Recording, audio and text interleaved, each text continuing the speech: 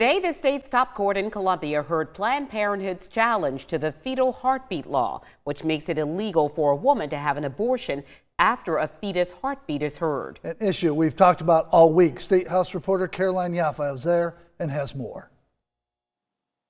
At the state Supreme Court today, I listened to a debate about the fetal heartbeat and whether or not that occurs at around 6 weeks or 9 weeks. It was the state versus Planned Parenthood in the discussion about the fetal heartbeat law. Planned Parenthood's attorney, Catherine Humphreyville, requested an injunction, saying while the court debates when the fetal heartbeat begins, women in South Carolina should be allowed to have an abortion up until 9 weeks. We are saying that the absolute earliest that someone is going to call this a fetus is starting at 10 weeks and 0 days. And so in other words, up to 9 weeks, 6 days, that's the point where you have an embryo and you cannot have a fetal heartbeat when you do not have a fetal heart. The lawyer for South Carolina and the Attorney General, Thomas Heydrich, disagrees. He says around 6 weeks there's blood flowing, which means the heart is working.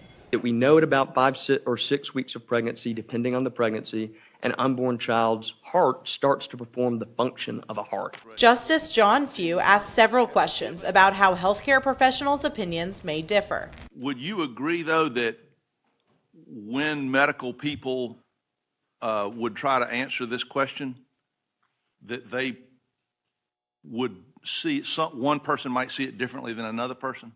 I think it is possible that one person might see it differently than another person, and I think that that goes to our alternative vagueness argument. Heydrich argued repeatedly that studies have shown 6 weeks is when the heart is starting to work. Is the unborn child's earliest form of the heart. I think she describes that maybe as an S-shaped structure, but it's performing the key functions of the heart at that stage.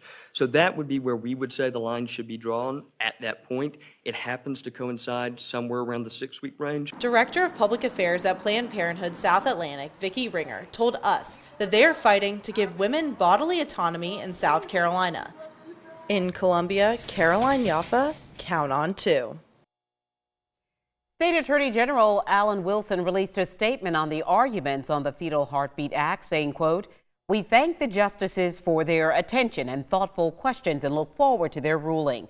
I will always fight to uphold the sanctity of life." We're going to find out how the forecast is shaping up for the rest of our Wednesday evening. And as we have a lot of events and a lot of people in town for the weekend, we're hoping the weekend weather looks good. Yeah, Charleston just got busy. Going to check with the Low Country's Chief Meteorologist Rob Fowler for the latest. Rob.